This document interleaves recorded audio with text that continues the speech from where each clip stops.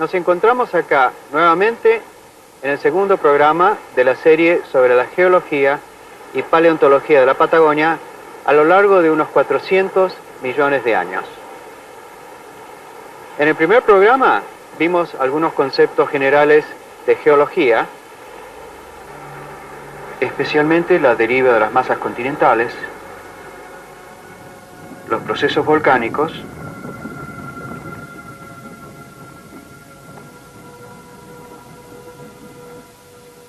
y las transformaciones del aspecto de la Tierra a través de la erosión.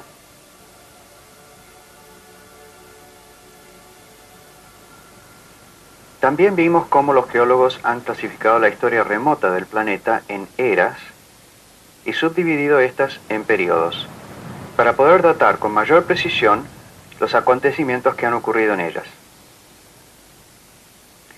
Durante la era precámbrica comenzó la vida con pequeños organismos unicelulares que se originaron en los mares y que se fueron haciendo organismos más complejos hasta eventualmente diferenciarse en dos grandes grupos, los animales y los vegetales.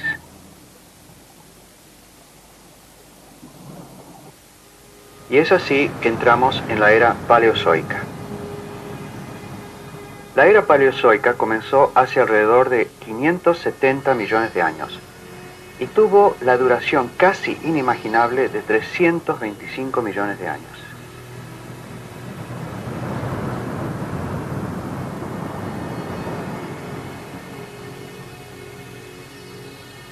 A principios de esta era, ya la atmósfera y las aguas marinas eran casi iguales como son en la actualidad, es decir, con un gran contenido de oxígeno.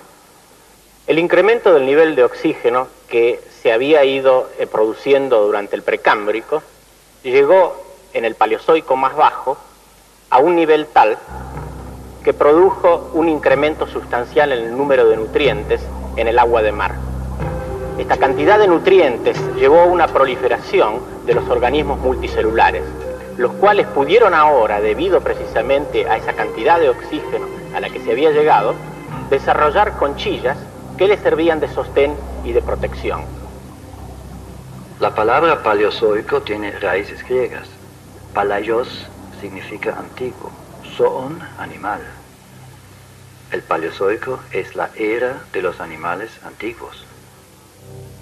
Afortunadamente, de esos animales antiguos tenemos vestigios en todo el mundo, gracias a que muchos de ellos ya poseían estructuras duras y por lo tanto se pudieron preservar hasta nuestros días como fósiles.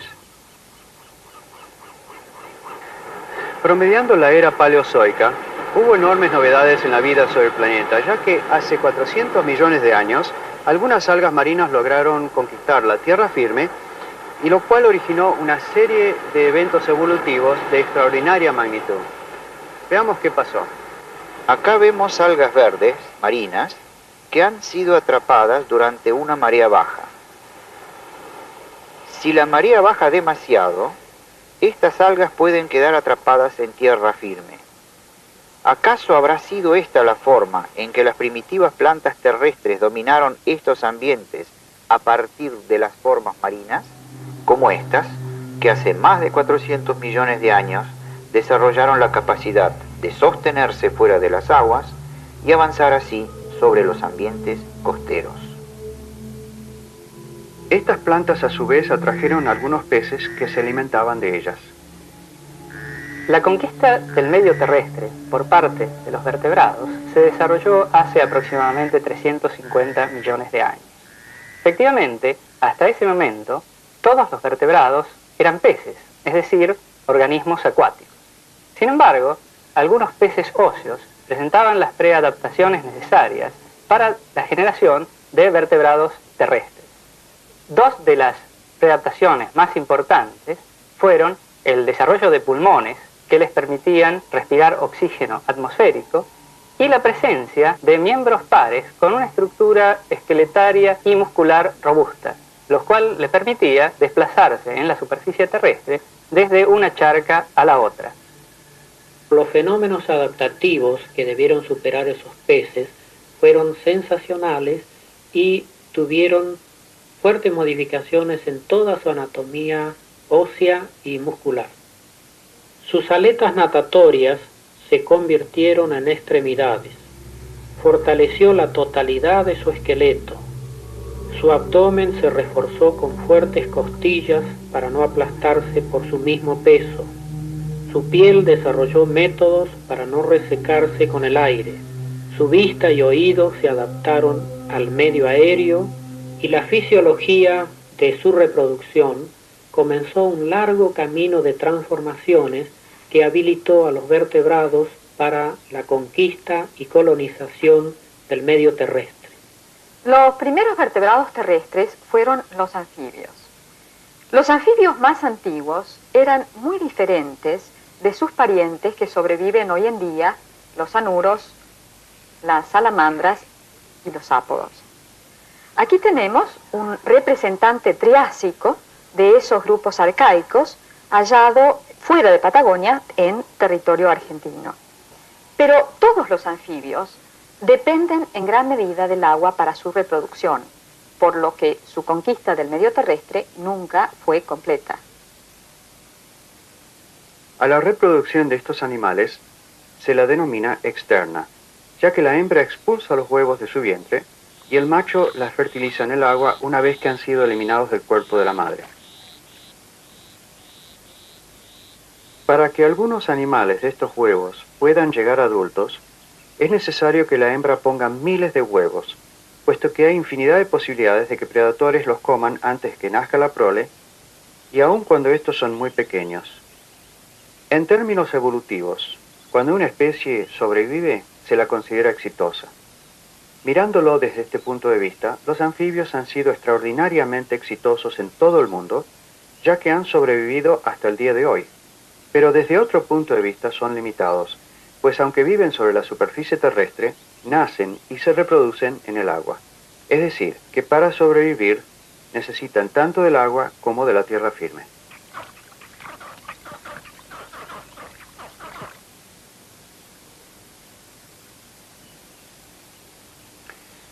Fue necesario otro importante cambio evolutivo para que los animales pudieran nacer y vivir exclusivamente en tierra firme. Y eso fue posible gracias a eso que un paleontólogo famoso ha denominado el gran invento de la naturaleza. Ese gran invento de la naturaleza es el huevo amniota. El huevo amniota significó justamente la adquisición de una serie de envolturas embrionarias que permitió que ese huevo se desarrollara fuera del agua.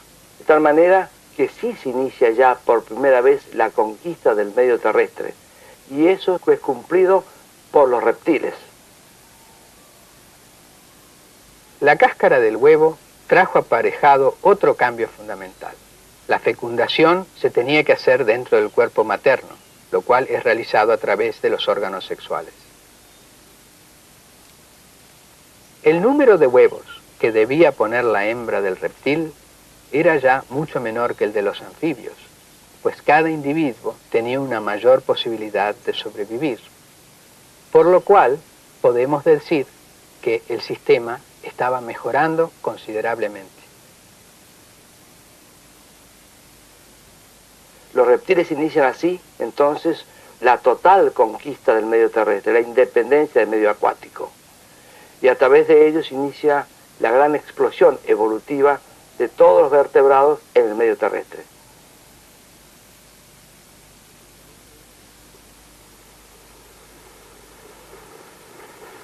Pensar que estos animales se originaron hace unos 300 millones de años y que produjeron infinidad de variaciones, cuyo éxito estaba controlado en parte por los cambios climáticos y ambientales.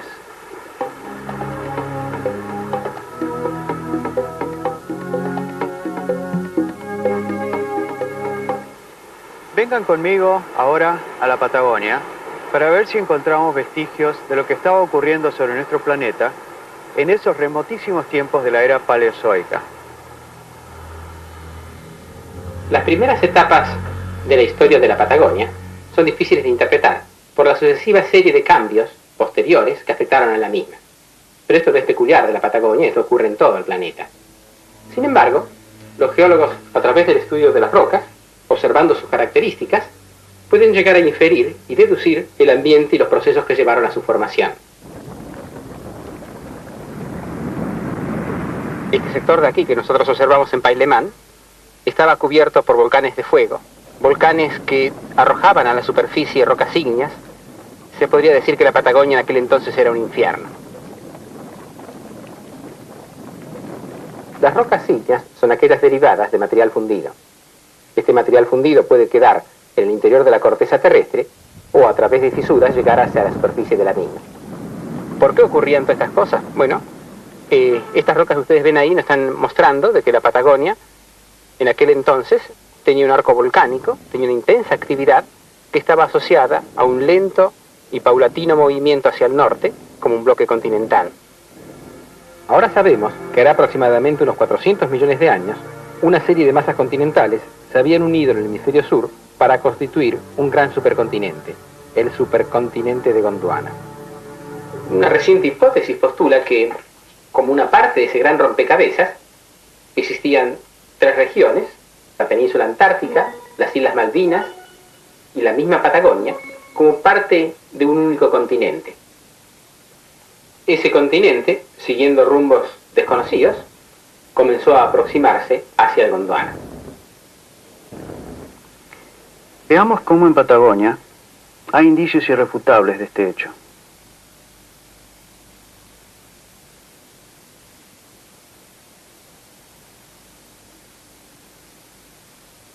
Estas rocas que aquí ustedes ven son rocas metamórficas, son rocas muy antiguas, casi las más antiguas que se conocen en el ambiente patagónico, y son rocas metamórficas porque su textura y su forma original han sido cambiados por la presión y la temperatura.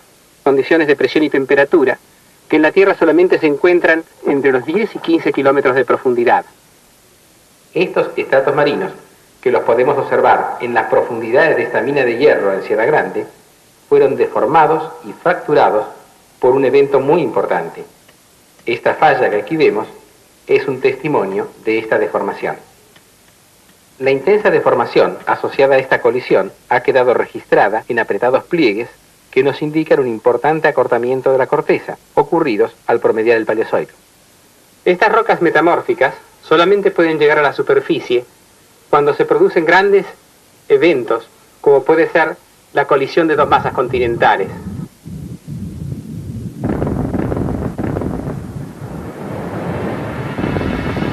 La antigüedad de estas rocas, que han ascendido de las profundidades del bloque continental, es lo que nos lleva a pensar que ese continente chocó en ese lugar con el sur del continente de Gondwana.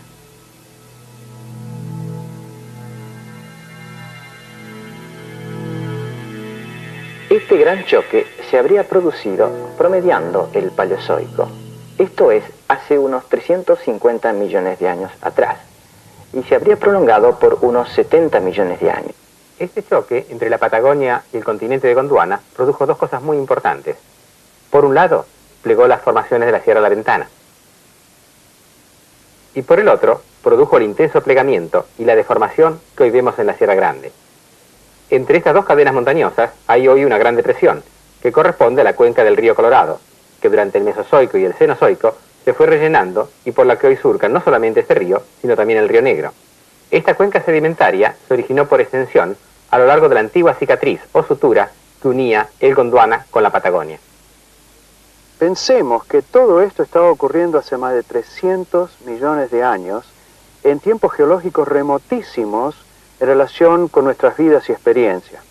Hay que pensar también que la Patagonia en esos remotos tiempos no era como es en la actualidad, ya que, por ejemplo, la cordillera de los Andes aún no existía. Esta se formó muchos millones de años más tarde. La cordillera de los Andes actualmente tiene picos que exceden los 6.000 metros de altura y es una cadena relativamente joven que se formó en los últimos 15 millones de años. Las montañas que se formaron por la colisión de la Patagonia quizás no hayan sido tan altas. Pero con el correr de los millones y millones de años se fueron desmoronando, desgastando, erosionándose hasta quedar como es actualmente la Sierra La Ventana, muy gastada y de poca altura, ya que sus cerros más altos no pasan de los 1.500 metros sobre el nivel del mar. Pero veamos si existen claves en otras disciplinas que avalen, que refuercen la idea de la colisión de dos continentes. Esta teoría de un continente que se adosó al Gondwana durante el Paleozoico superior parece tener confirmación en ciertos datos paleontológicos, más precisamente paleobotánicos. En efecto, hace unos 300 millones de años aproximadamente, lo que es Patagonia fue enriqueciéndose con helechos arborescentes. Así se puede deducir que ese enriquecimiento se debió a la unión de esos dos continentes. El continente en el que venía Patagonia, que tenía una vegetación pobre, y Gondwana, que ya tenía una vegetación rica y variada. Restos fósiles de plantas de épocas tan remotas son difíciles de encontrar, pero en Patagonia hay lugares en que se han encontrado cosas muy interesantes. Recientemente se produjo un descubrimiento realmente sensacional. En capas de 300 millones de años de antigüedad aproximadamente, se descubrieron moldes de licofitas arborescentes que dada su proximidad nos llevó a interpretar a las mismas como integrantes de un antiguo bosque con individuos cuya talla pudo haber llegado hasta los 10 metros.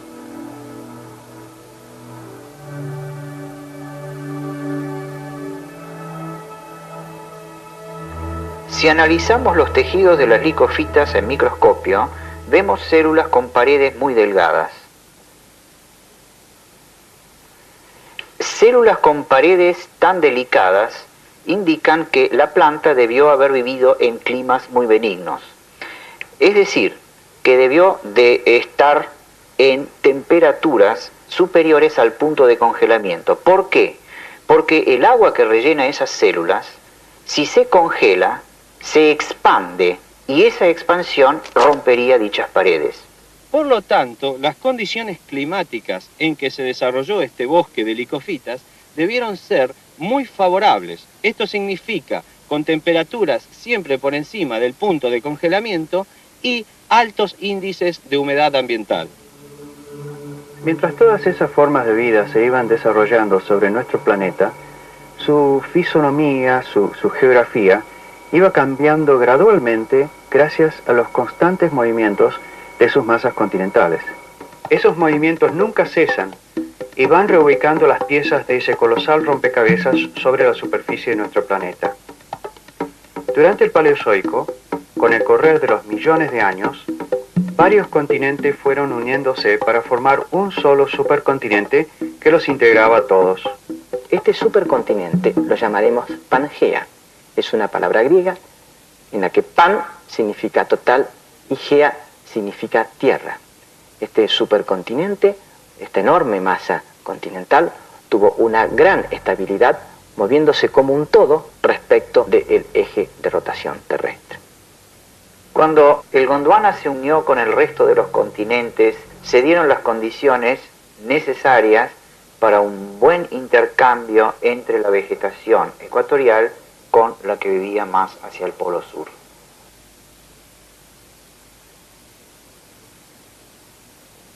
Estos sedimentos grises que rodean la laguna son de origen continental y contienen una muy rica flora fósil. Esta flora se caracteriza por presentar elementos que son típicos del supercontinente de Gondwana, acompañados por helechos, muchas veces arborescentes, que caracterizarían más bien climas cálidos. Esos helechos son tan parecidos a los actuales como estos, que parecen no haber variado en absoluto, a pesar de que han transcurrido desde entonces más de 300 millones de años. Los helechos se reproducen por corpúsculos microscópicos que se denominan esporas. Estas esporas se encuentran alojadas en receptáculos que denominamos esporangios, que a su vez están contenidos en soros como los granitos oscuros que estamos viendo aquí. Estas plantas están circunscriptas a áreas húmedas del planeta, ya que sus esporas requieren agua para su reproducción. Pero durante la era paleozoica, hubo plantas que comenzaron a utilizar otra estrategia de reproducción, esta vez con semillas. Las gimnospermas fueron una gran novedad en el reino vegetal, ya que desarrollaron una nueva estrategia de reproducción que les permitió una gran expansión de sus especies a nuevos nichos ecológicos, puesto que no requerían de humedad, como los helechos, para su reproducción. De este modo se pudieron expandir a los más diversos nichos ecológicos, desde regiones cálidas a las más frías, y a zonas de alta montaña como este espeso bosque de pinos. Veamos cómo ocurrió la transformación de los helechos hacia las gimnospermas. ¿Recuerdan ustedes los helechos que tenían esporas en receptáculos llamados esporangios? Estos esporangios, con el correr de millones de años, fueron transformándose, fueron evolucionando, protegiéndose con nuevas capas para formar lo que denominamos óvulos. Estos óvulos eran fecundados por microesporas que dentro de las gimnospermas ya las llamamos granos de polen. Al ser fecundados, los óvulos producían semillas. Esas semillas, al caer en tierra, a su vez producían nuevos individuos. Así fueron evolucionando las plantas hacia formas de reproducción más eficaces con semillas, producto de infinitos cambios a lo largo de millones y millones de años. Por su lado, las faunas del Paleozoico también estaban sufriendo grandes cambios. Los vertebrados continentales del Paleozoico se caracterizaron por tener dos linajes muy distintos que habrían de tener una gran incidencia sobre el desarrollo futuro de los vertebrados. Uno de esos grupos fueron los sinápsidos, que produjeron una gran variedad de formas, y la evolución de estos linajes los llevó nada menos que a originar a los primeros y diminutos mamíferos del Triásico superior, que habrían de engendrar toda la variada fauna de mamíferos de épocas posteriores. Se llaman mamíferos a aquellos animales que dan de mamar leche materna a sus proles, y que además poseen por un lado sangre caliente, y por el otro pelos que les ayudan a mantener una temperatura constante del cuerpo. Otra característica de la mayoría de los mamíferos es que el huevo fecundado se desarrolla mejor protegido en una bolsa, la placenta, dentro del cuerpo materno. Esta protección permite que se engendre poca cantidad de hijos, pero esos hijos tienen mayores probabilidades de sobrevivir y de llegar a adultos. Los reptiles, por su lado, se desarrollan dentro de huevos que la madre expulsa de su cuerpo una vez fecundados. Sus proles deben madurar dentro de esos huevos expuestos a los peligros de predadores y de las inclemencias del tiempo. Los reptiles tienen sangre fría y por lo tanto adquieren su mayor actividad durante el día cuando los rayos solares los calientan, como pueden ver en este curioso lagarto australiano. Los reptiles de la era paleozoica estaban en plena evolución, desarrollando una gran diversidad de formas. Una rama de aquellos reptiles, los lepidosaurios, tuvieron un desarrollo evolutivo muy eficaz en sus extremidades y esto les dio la capacidad de un desplazamiento mucho más veloz. Ese potencial evolutivo de las extremidades de estos grupos habría condicionado el surgimiento de un notable grupo de vertebrados continentales que dominó el escenario terrestre de todo el mundo durante más de 100 millones de años, los dinosaurios. Los dinosaurios habrían de aparecer en escena a comienzos de la era siguiente, la era mesozoica. Pero aún estamos en la era paleozoica, aunque ya llegando a su fin. El límite entre las dos eras está marcado por una extinción masiva de faunas y floras, una de las extinciones más dramáticas a todo lo largo del tiempo geológico, ya que se estima que desaparecieron más del 90% de las especies marinas.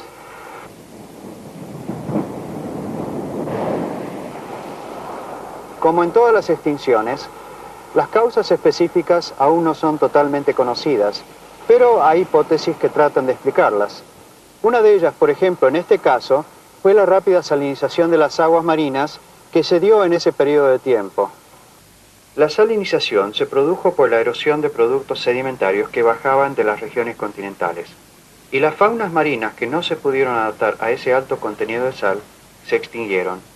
Al mismo tiempo, debido a la formación del supercontinente Pangea, se redujo drásticamente la extensión de las plataformas costeras y con ello las superficies habitables de muchos grupos de organismos. Estas son algunas de las razones por las cuales los geólogos han coincidido en que 245 millones de años atrás marca el fin de la era paleozoica y el comienzo de la era mesozoica.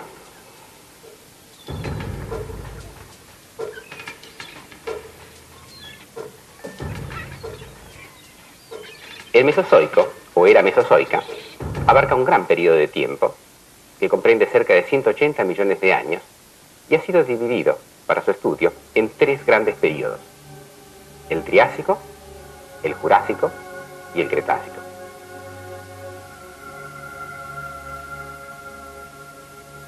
El Triásico es un periodo que se inició hace 245 millones de años y marca en especial una época de gran estabilidad dentro de la corteza terrestre. Los geólogos dicen que el Triásico fue un periodo geocrático. Esta palabra tiene raíces griegas. Geo es tierra y crateo es dominar. Quiere decir, durante el Triásico prevalecieron las áreas terrestres sobre las marinas, al contrario con lo que ocurrió durante la era paleozoica, cuando predominaron ampliamente los mares. El término geocrático que utilizamos para definir al Triásico hace referencia a que en este periodo dominaron en todo el mundo los sedimentos y depósitos continentales. Esto no significa que hubiera mayores masas continentales, ni que la Tierra se agrandara. Lo que ocurrió es que al unirse los diferentes bloques continentales en ese gran supercontinente de Pangea, permitió un desarrollo de las faunas terrestres en detrimento de las faunas marinas, dado que gran parte de las plataformas submarinas desaparecieron durante las sucesivas colisiones de las masas hasta su integración. De esta manera, disminuyeron drásticamente las áreas costeras en todo el planeta y con ella sus faunas marinas, además de los animales terrestres que se alimentaban de ellas. Otra consecuencia de la unión de estos continentes es que la fauna terrestre pudo dispersarse a todos los rincones de ese gran supercontinente de Pangea. Como consecuencia de ello, se pueden encontrar restos fósiles de individuos de la misma especie en lugares muy distantes entre sí.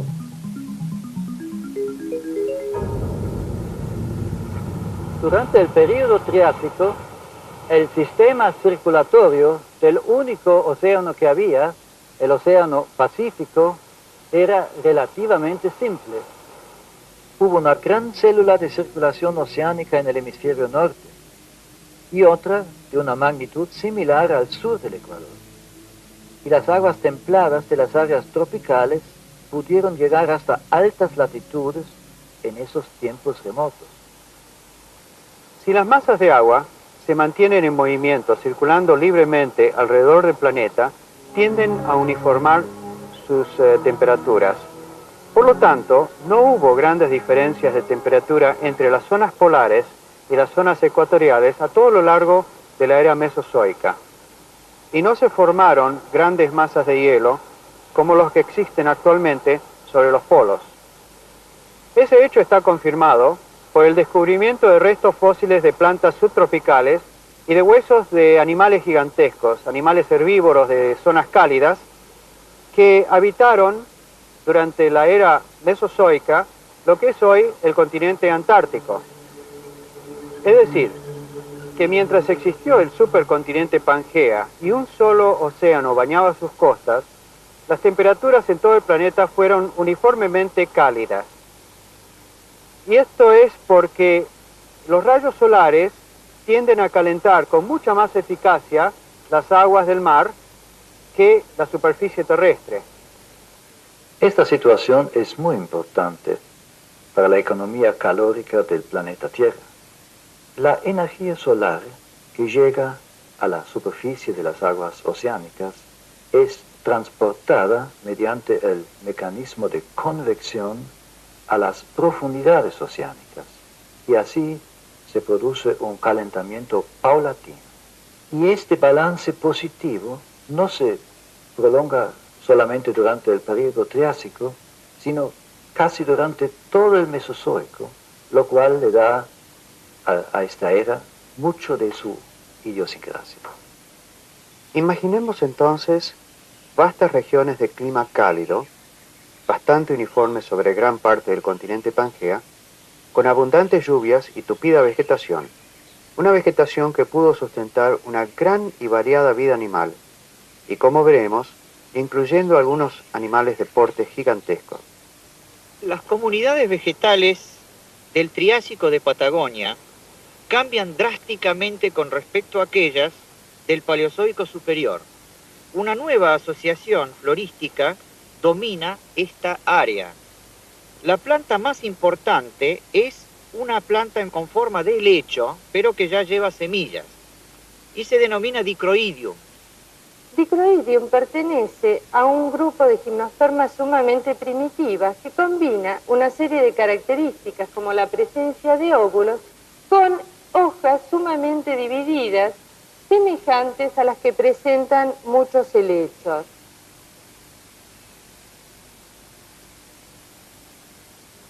No solamente este elemento existe en estas asociaciones, hay numerosos helechos, hay nuevas coníferas, en fin, toda una asociación rica y exuberante, la cual muy probablemente ha sido una buena fuente alimenticia para los vertebrados que vivieron en esa época.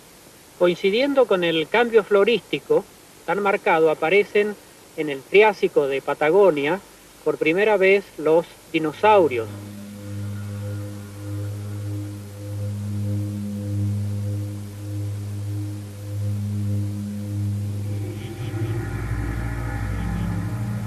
La palabra dinosaurio tiene raíces griegas, en que dino significa terrible y saurio, lagarto, es decir, lagarto terrible, aunque el vocablo saurio se aplica a los reptiles en general. El gran grupo de los dinosaurios logró dominar los diversos escenarios terrestres, produciendo una variedad de tipos adaptativos, generalmente caracterizados por formas grandes y gigantes, aunque los había también de tallas medianas y pequeñas. En esta región de Patagonia se han encontrado numerosos prosaurópodos, que son los dinosaurios más primitivos, pero tenemos que ir hacia el norte del país para conocer un poco mejor su historia anterior. Aquí estamos ante afloramientos de la formación Ischigualasto, con una antigüedad de aproximadamente 216 millones de años, y que, como ustedes ven, muestra los efectos de una fuerte erosión. La región cuyana de Ischigualasto, conocida popularmente como Valle de la Luna, presenta características excepcionales para la búsqueda de material fosilífero. Ischigualasto es una cuenca sedimentaria donde a lo largo de varios millones de años se fueron depositando sedimentos y grandes cantidades de cenizas volcánicas producidas por la actividad volcánica aledaña. Esto fue enterrando restos de animales que vivían en esa época y se dieron así las condiciones que permitieron la mineralización de sus huesos, su petrificación. Una buena proporción de los sedimentos de la formación Ischigualasto tienen evidencias de tobas, o sea, esos sedimentos que se producen a partir de la lluvia de cenizas volcánicas y que son retransportadas por las aguas. La particularidad que tiene Ischigualasto es que movimientos tectónicos posteriores levantaron la corteza terrestre. Estos quedaron inclinados con respecto al horizonte. A lo largo de decenas de millones de años, estas formaciones se fueron desgastando, erosionando, dejando al descubierto extensas superficies que pertenecen al Mesozoico temprano y que gracias a la extrema aridez de la región nos permite encontrar en ellas fósiles de una fauna que habitó allí en aquellos remotos tiempos. Ese proceso erosivo tan marcado que vemos favorece mucho la búsqueda de fósiles, y es así que en los años en que se ha trabajado en esta localidad se ha logrado reunir una enorme cantidad de materiales muy significativos. En Ischigualasto se encontraron muchísimas faunas del Triásico, pero entre ellos se destacan los tecodontes.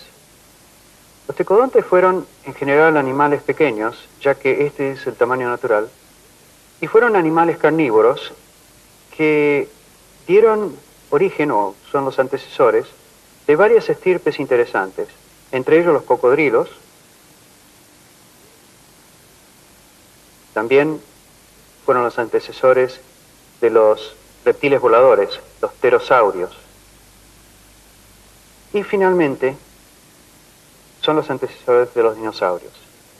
Este es uno de los más antiguos dinosaurios que se conoce, es de la formación Ischigualasto, y se caracteriza por la verticalidad de las extremidades posteriores y por el tipo de pelvis que posee, porque como en el resto de los dinosaurios, el acetábulo es perforado hacia la parte interior. Aquí tenemos una reconstrucción de este primitivo dinosaurio en el cual se pueden ver las características notables del grupo de dinosaurios en general y que ha consistido en la verticalidad de las extremidades, en la posición de los metatarsos que está generalmente alejada del suelo y en este caso en particular de los dinosaurios carnívoros, la reducción del miembro anterior con respecto al miembro posterior. En estos animales nos encontramos con órganos de locomoción tremendamente apropiados para desplazamientos rápidos. En los terápsidos, en cambio, la posición de las extremidades sobresalían lateralmente del cuerpo, pero a lo largo de millones de años algunos reptiles evolucionaron en su postura hasta lograr erguirse verticalmente. La verticalidad de las extremidades fue uno de los elementos adaptativos más sobresalientes y que le permitió una superioridad con respecto al resto de los reptiles de la época. Los dinosaurios entonces fueron reptiles que gracias a ciertas transformaciones anatómicas ocurridas especialmente en sus extremidades, les dio una mayor agilidad en la locomoción. Y seguramente esa agilidad les ayudó a dominar todos los hábitats de la era mesozoica. Es decir, los dinosaurios reinaron indiscutiblemente sobre todo el planeta a lo largo de 140 millones de años. Un hecho interesante es que uno de los factores más importantes de ese éxito, la transformación de la pelvis de ciertos reptiles triásicos, fue hallada y estudiada en la Argentina, en la región cuyana de Ischigualasto y otros yacimientos fosilíferos cercanos como el de los Chañares. En concreciones comparables a estas, que naturalmente hay que partirlas, se suelen encontrar restos de pequeños vertebrados, generalmente completos en posición articular. Lo interesante de estos hallazgos es que se han encontrado las formas más transitivas entre los grupos ancestrales de mamíferos y de dinosaurios. Como hemos visto, durante la era paleozoica, los lepidosaurios eran reptiles con miembros de locomoción verticales y por lo tanto ágiles corredores. Bueno, en los Chañares se ha encontrado un grupo de lepidosaurios muy interesante, los arcosaurios.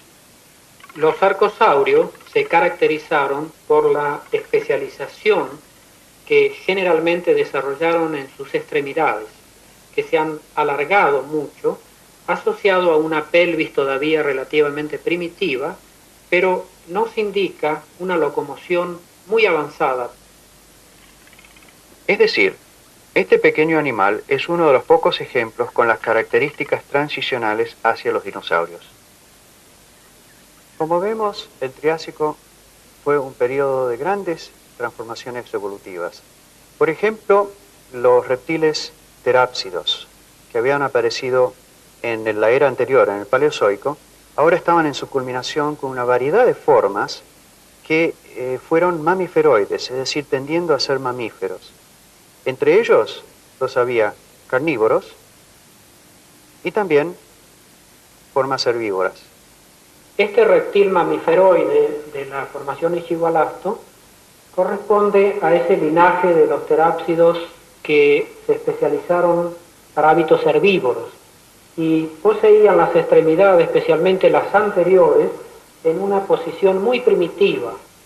En el cráneo poseían especializaciones notables, como es la pérdida de todos los dientes, tanto inferiores como superiores, y el desarrollo de una gran superficie para la inserción de tejidos córneos que hacían un recubrimiento en la parte anterior del hocico y en la parte anterior de la mandíbula, similar a la de las tortugas actuales.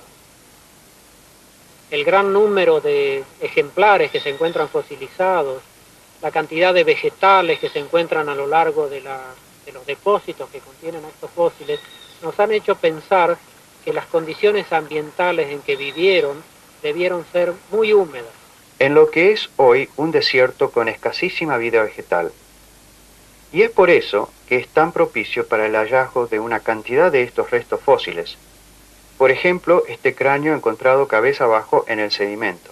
Este es un cráneo de un sinodonte, un cráneo grande, de la parte posterior, la parte de adelante. Acá se ven los dos colmillos, acá están los postcaninos. Toda la vista palatina de un sinodonte que corresponde a ese grupo de reptiles mamíferoides que dio origen a los mamíferos. Seguramente al excavarlo debe estar toda la parte restante completa.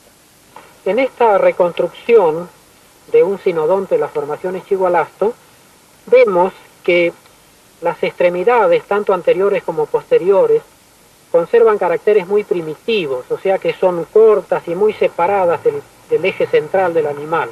En cambio, vemos que la cabeza tiene unas proporciones relativamente grandes y es justamente en donde se ha centrado la evolución de este grupo de reptiles mamíferoides.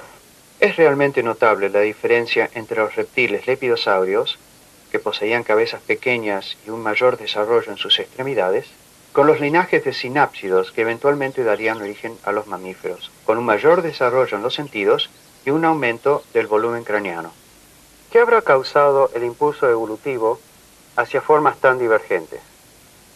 Es posible especular que entre muchos de estos reptiles mamíferoides, los pequeños pudieron esconderse durante el día en grietas, bajo las hojas o en los árboles, y escapar así de sus predadores. Esto significa que se tenían que alimentar de noche, lo cual requería actividad y requería grandes cambios en los sentidos. De modo que desarrollaron ojos grandes, un agudo sentido del olfato, bigotes sensibles al tacto y especialmente un oído muy sensible. Dado que los reptiles se vuelven ágiles durante el día, esos animales que salían de noche estarían a salvo de reptiles predadores carnívoros. Pero estos pequeños animales tenían que mantener una temperatura corporal bastante alta y constante para poder estar activos durante la noche, de modo que desarrollaron pelos como un elemento aislante de sus cuerpos. Eventualmente regularon sus temperaturas elevando sus metabolismos. De esta manera, a lo largo de muchos millones de años se convirtieron en animales de sangre caliente. Esto implica que necesitaban ingerir más calorías en proporción al peso de sus cuerpos.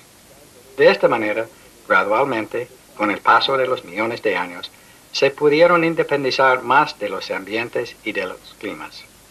Esa podía haber sido una sucesión de factores evolutivos que dio origen a los mamíferos. Pero dejemos por ahora a los mamíferos y centremos nuestra atención sobre los dinosaurios, que fueron sin duda los animales que dominaron toda la era mesozoica. Recordemos que entre los dinosaurios había dos grandes linajes. Por un lado estaban los carnívoros, animales ágiles, bípedos, es decir, que se movilizaban sobre sus extremidades posteriores, y muy ágiles, que les facilitaba conseguir la presa. Y por otro lado, hubo también dinosaurios herbívoros, es decir, aquellos que se alimentaban exclusivamente de vegetales.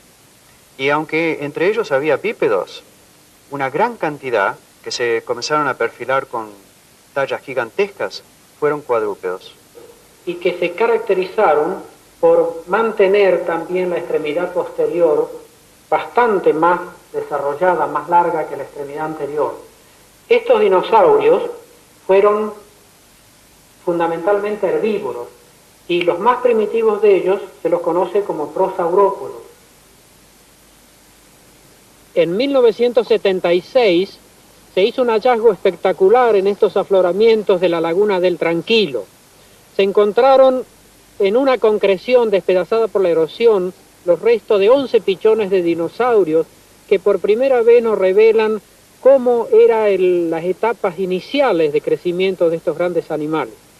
Fueron encontrados en un nódulo que destrozado cubría una superficie de unos 2 metros cuadrados y en fragmentos así como este, que luego se prepararon en laboratorio, recién nos dimos cuenta que se trataba del hallazgo de una serie de pichones asociados a 2 huevos y que nos dan por primera vez información sobre el crecimiento diferencial de las distintas partes del esqueleto de estos primitivos dinosaurios. Durante su crecimiento, alargaban progresivamente las vértebras del cuello y la cabeza, hasta asemejarse a los perfiles del cráneo y del cuello de los animales adultos.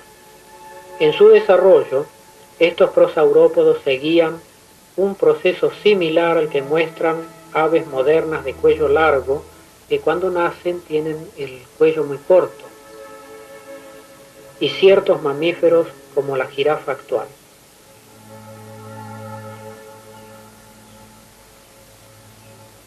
Es evidente que esta especie construía una forma de nidos, tal vez comparable al de algunas aves terrestres como el avestruz o el ñandú sudamericano.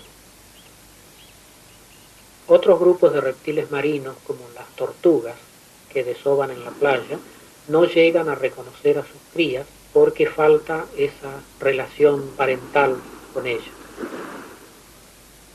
El descubrimiento de este nido de antiguos dinosaurios en Patagonia nos revela por primera vez que el comportamiento de estos primitivos dinosaurios debió incluir una etapa de cuidado de las crías, en el cual los padres brindaban protección y alimento para una etapa de su desarrollo.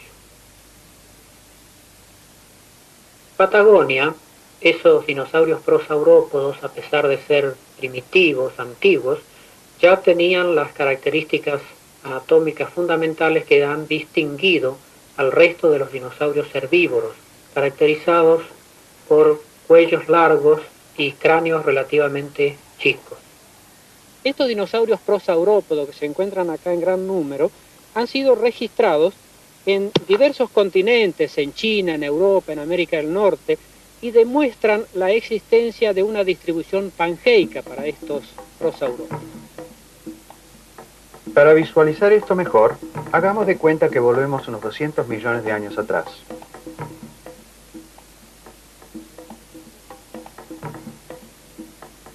Durante el período Triásico, casi todas las masas continentales estaban aglutinadas en el supercontinente de Pangea, y sus faunas se adaptaron a todos los ámbitos de esta vasta área continental.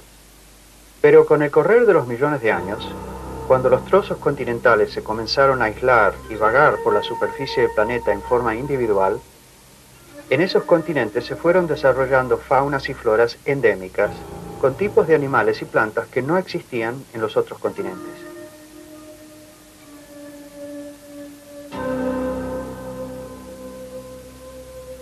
Y bien, a lo largo de este programa hemos visto cómo durante la era paleozoica los vertebrados conquistaron la tierra firme. Se formó un gran supercontinente que aglutinó todas las masas continentales del globo.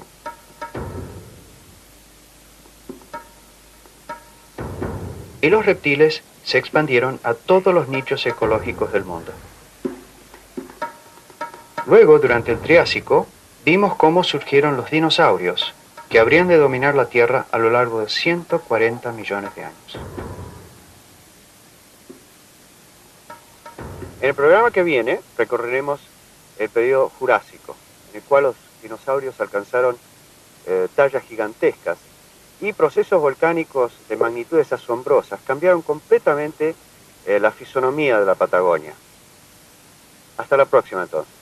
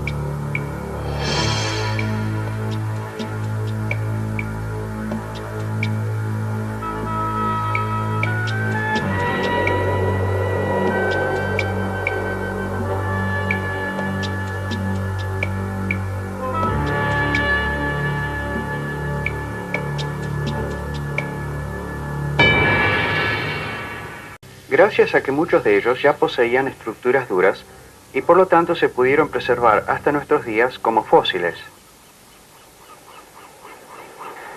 Promediando la era paleozoica, hubo enormes novedades en la vida sobre el planeta, ya que hace 400 millones de años algunas algas marinas lograron conquistar la tierra firme, y lo cual originó una serie de eventos evolutivos de extraordinaria magnitud. Veamos qué pasó. Acá vemos algas verdes, marinas, que han sido atrapadas durante una marea baja. Si la marea baja demasiado, estas algas pueden quedar atrapadas en tierra firme. ¿Acaso habrá sido esta la forma en que las primitivas plantas terrestres dominaron estos ambientes a partir de las formas marinas, como estas, que hace más de 400 millones de años desarrollaron la capacidad de sostenerse fuera de las aguas y avanzar así sobre los ambientes costeros?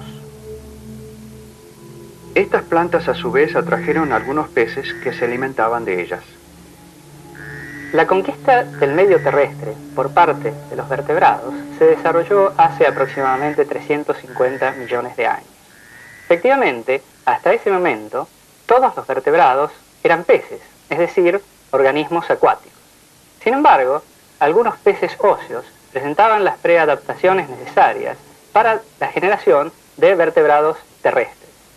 Dos de las preadaptaciones más importantes fueron el desarrollo de pulmones que les permitían respirar oxígeno atmosférico y la presencia de miembros pares con una estructura esqueletaria y muscular robusta, lo cual les permitía desplazarse en la superficie terrestre desde una charca a la otra. Los fenómenos adaptativos que debieron superar esos peces fueron sensacionales y tuvieron fuertes modificaciones en toda su anatomía ósea y muscular. Sus aletas natatorias se convirtieron en extremidades. Fortaleció la totalidad de su esqueleto. Su abdomen se reforzó con fuertes costillas para no aplastarse por su mismo peso. Su piel desarrolló métodos para no resecarse con el aire. Su vista y oído se adaptaron al medio aéreo y la fisiología de su reproducción comenzó un largo camino de transformaciones que habilitó a los vertebrados para la conquista y colonización del medio terrestre. Los primeros vertebrados terrestres fueron los anfibios. Los anfibios más antiguos eran muy diferentes de sus parientes que sobreviven hoy en día, los anuros, las salamandras y los ápodos. Aquí tenemos un representante triásico de esos grupos arcaicos hallado fuera de Patagonia en territorio argentino. Pero todos los anfibios dependen en gran medida del agua para su reproducción, por lo que su conquista del medio terrestre nunca fue completa. A la reproducción de estos animales se la denomina externa, ya que la hembra expulsa los huevos de su vientre y el macho las fertiliza en el agua una vez que han sido eliminados del cuerpo de la madre. Para que algunos animales de estos huevos puedan llegar a adultos, es necesario que la hembra ponga miles de huevos, puesto que hay infinidad de posibilidades de que predadores los coman antes que nazca la prole, y aun cuando estos son muy pequeños. En términos evolutivos, cuando una especie sobrevive, se la considera exitosa. Mirándolo desde este punto de vista, los anfibios han sido extraordinariamente exitosos en todo el mundo, ya que han sobrevivido hasta el día de hoy. Pero desde otro punto de vista son limitados, pues aunque viven sobre la superficie terrestre, nacen y se reproducen en el agua. Es decir, que para sobrevivir, como en Patagonia, hay indicios irrefutables de este hecho.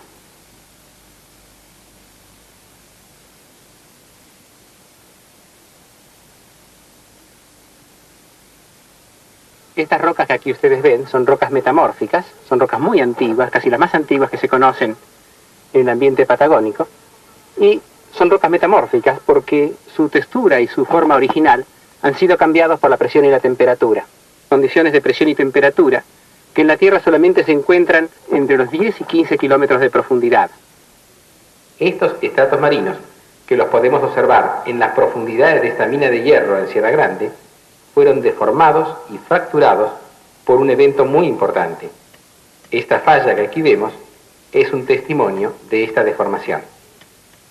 La intensa deformación asociada a esta colisión ha quedado registrada en apretados pliegues que nos indican un importante acortamiento de la corteza, ocurridos al promediar el Paleozoico. Estas rocas metamórficas solamente pueden llegar a la superficie cuando se producen grandes eventos, como puede ser la colisión de dos masas continentales.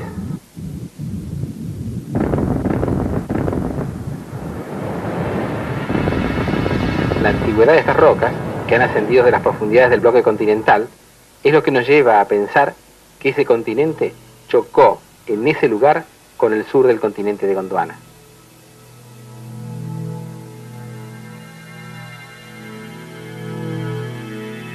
Este gran choque se habría producido promediando el Paleozoico, esto es, hace unos 350 millones de años atrás, y se habría prolongado por unos 70 millones de años. Este choque entre la Patagonia y el continente de Gondwana produjo dos cosas muy importantes. Por un lado, plegó las formaciones de la Sierra La Ventana. Y por el otro, produjo el intenso plegamiento y la deformación que hoy vemos en la Sierra Grande. Entre estas dos cadenas montañosas hay hoy una gran depresión, que corresponde a la cuenca del río Colorado, que durante el Mesozoico y el Cenozoico se fue rellenando y por la que hoy surcan no solamente este río, sino también el río Negro. Esta cuenca sedimentaria se originó por extensión a lo largo de la antigua cicatriz o sutura que unía el Gondwana con la Patagonia. Pensemos que todo esto estaba ocurriendo hace más de 300 millones de años, en tiempos geológicos remotísimos en relación con nuestras vidas y experiencias. Hay que pensar también que la Patagonia en esos remotos tiempos no era como es en la actualidad, ya que, por ejemplo, la cordillera de los Andes aún no existía. Esta se formó muchos millones de años más tarde. La cordillera de los Andes actualmente tiene picos que exceden los 6.000 metros de altura y es una cadena relativamente joven que se formó en los últimos 15 millones de años. Las montañas que se formaron por la colisión de la Patagonia quizás no hayan sido tan altas. Pero con el correr de los millones y millones de años se fueron desmoronando, desgastando, erosionándose hasta quedar como es actualmente la Sierra La Ventana, muy gastada y de poca altura, ya que sus cerros más altos no pasan de los 1.500 metros sobre el nivel del mar. Pero veamos si existen claves en otras disciplinas que avalen, que refuercen la idea de la colisión de dos continentes. Esta teoría de un continente que se adosó al Gondwana durante el Paleozoico superior parece tener confirmación en ciertos datos paleontológicos, más precisamente paleobotánicos. En efecto, hace unos 300 millones de años aproximadamente, lo que es Patagonia fue enriqueciéndose con helechos arborescentes. Así se puede deducir que ese enriquecimiento se debió a la unión de esos dos continentes. El continente en el que venía Patagonia, que tenía una vegetación pobre, y Gondwana, que ya tenía una vegetación rica y variada. Restos fósiles de plantas de épocas tan remotas son difíciles de encontrar, pero en Patagonia hay lugares en que se han encontrado cosas muy interesantes. Recientemente se produjo un descubrimiento realmente sensacional. En capas de 300 millones de años de antigüedad aproximadamente, se descubrieron moldes de licofitas arborescentes que dada su proximidad nos llevó a interpretar a las mismas como integrantes de un antiguo bosque con individuos cuya talla pudo haber llegado hasta los 10 metros.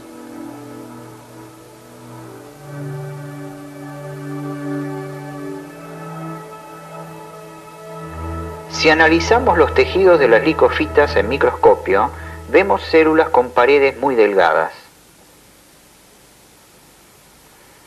Células con paredes tan delicadas indican que la planta debió haber vivido en climas muy benignos. Es decir, que debió de estar en temperaturas superiores al punto de congelamiento. ¿Por qué? Porque el agua que rellena esas células, si se congela, se expande y esa expansión rompería dichas paredes. Por lo tanto, las condiciones climáticas en que se desarrolló este bosque de licofitas debieron ser muy favorables. Esto significa con temperaturas siempre por encima del punto de congelamiento y altos índices de humedad ambiental. Mientras todas esas formas de vida se iban desarrollando sobre nuestro planeta, su fisonomía, su geografía, iba cambiando gradualmente gracias a los constantes movimientos de sus masas continentales. Esos movimientos nunca cesan y van reubicando las piezas de ese colosal rompecabezas sobre la superficie de nuestro planeta. Durante el Paleozoico, con el correr de los millones de años, varios continentes fueron uniéndose para formar un solo supercontinente que los integraba a todos. Este supercontinente lo llamaremos Pangea. Es una palabra griega en la que pan significa total y gea significa tierra. Este supercontinente, esta enorme masa continental, tuvo una gran estabilidad moviéndose como un todo respecto del eje de rotación terrestre. Cuando el Gondwana se unió con el resto de los continentes, se dieron las condiciones necesarias para un buen intercambio entre la vegetación ecuatorial con la que vivía más hacia el polo sur.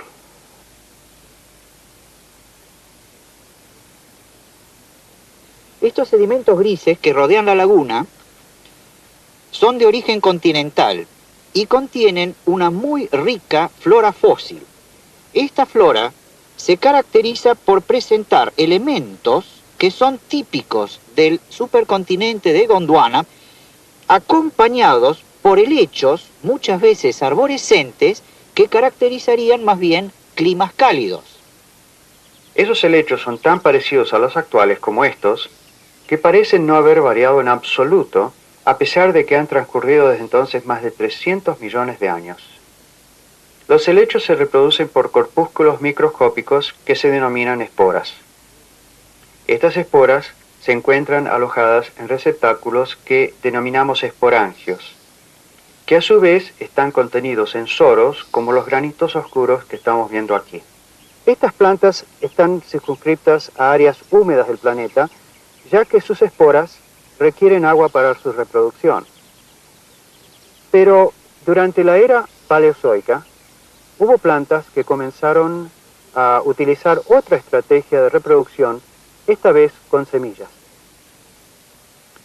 Las gimnospermas fueron una gran novedad en el reino vegetal, ya que desarrollaron una nueva estrategia de reproducción que les permitió una gran expansión de sus especies a nuevos nichos ecológicos, puesto que no necesitan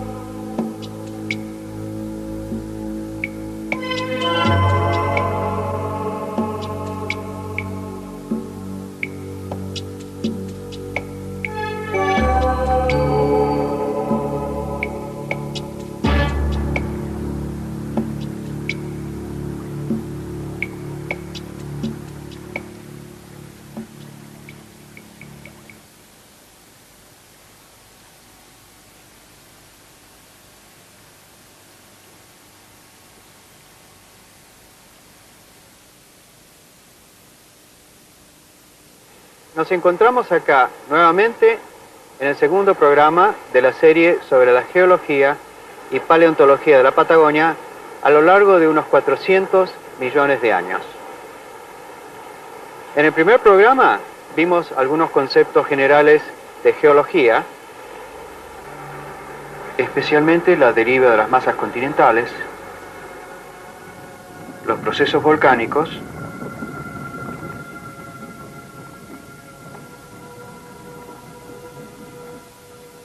y las las transformaciones del aspecto de la Tierra a través de la erosión.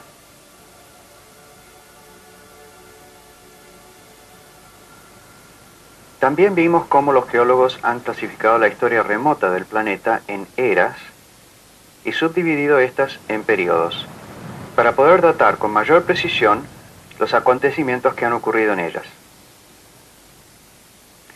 Durante la era precámbrica comenzó la vida con pequeños organismos unicelulares que se originaron en los mares y que se fueron haciendo organismos más complejos hasta eventualmente diferenciarse en dos grandes grupos, los animales y los vegetales.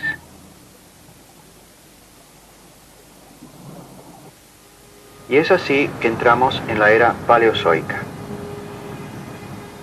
La era paleozoica comenzó hace alrededor de 570 millones de años y tuvo la duración casi inimaginable de 325 millones de años.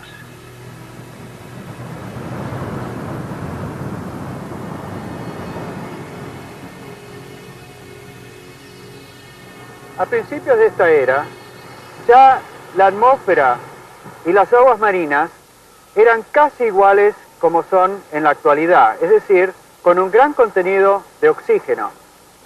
El incremento del nivel de oxígeno que se había ido produciendo durante el precámbrico llegó en el Paleozoico más bajo a un nivel tal que produjo un incremento sustancial en el número de nutrientes en el agua de mar.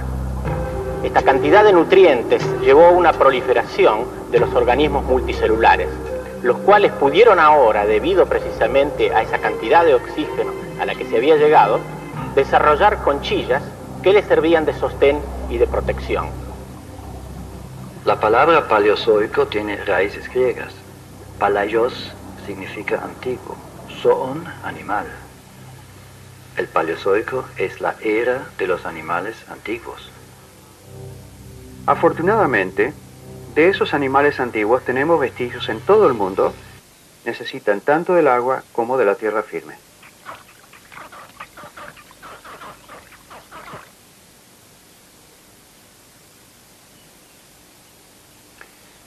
Fue necesario otro importante cambio evolutivo para que los animales pudieran nacer y vivir exclusivamente en tierra firme.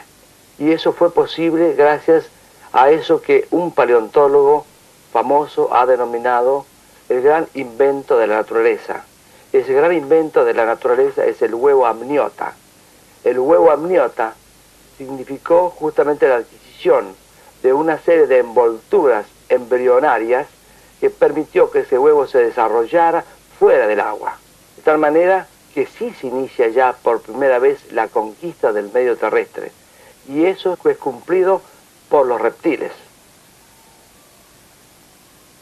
La cáscara del huevo trajo aparejado otro cambio fundamental. La fecundación se tenía que hacer dentro del cuerpo materno, lo cual es realizado a través de los órganos sexuales. El número de huevos que debía poner la hembra del reptil era ya mucho menor que el de los anfibios, pues cada individuo tenía una mayor posibilidad de sobrevivir. Por lo cual, podemos decir que el sistema estaba mejorando considerablemente. Los reptiles inician así, entonces, la total conquista del medio terrestre, la independencia del medio acuático. Y a través de ellos inicia la gran explosión evolutiva de todos los vertebrados en el medio terrestre.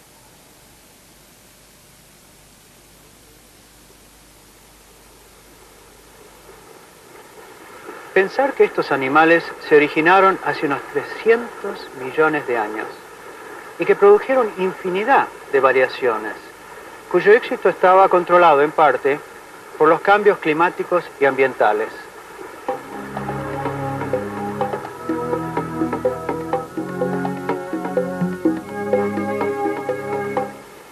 Vengan conmigo ahora a la Patagonia para ver si encontramos vestigios de lo que estaba ocurriendo sobre nuestro planeta en esos remotísimos tiempos de la era paleozoica. Las primeras etapas de la historia de la Patagonia son difíciles de interpretar por la sucesiva serie de cambios posteriores que afectaron a la misma. Pero esto no es peculiar de la Patagonia, esto ocurre en todo el planeta. Sin embargo, los geólogos, a través del estudio de las rocas, observando sus características, pueden llegar a inferir y deducir el ambiente y los procesos que llevaron a su formación. Este sector de aquí que nosotros observamos en Pailemán estaba cubierto por volcanes de fuego, volcanes que arrojaban a la superficie rocas ígneas. Se podría decir que la Patagonia en aquel entonces era un infierno. Las rocas ígneas son aquellas derivadas de material fundido. Este material fundido puede quedar en el interior de la corteza terrestre o a través de fisuras llegar hacia la superficie de la misma. ¿Por qué ocurrían todas estas cosas? Bueno, estas rocas que ustedes ven ahí nos están mostrando de que la Patagonia en aquel entonces tenía un arco volcánico, tenía una intensa actividad que estaba asociada a un lento y paulatino movimiento hacia el norte como un bloque continental. Ahora sabemos que hará aproximadamente unos 400 millones de años, una serie de masas continentales se habían unido en el hemisferio sur para constituir un gran supercontinente, el supercontinente de Gondwana. Una reciente hipótesis postula que, como una parte de ese gran rompecabezas, existían tres regiones, la península antártica, las Islas Malvinas y la misma Patagonia, como parte de un único continente. Ese continente, siguiendo rumbos desconocidos, comenzó a aproximarse hacia el Gondwana. Veamos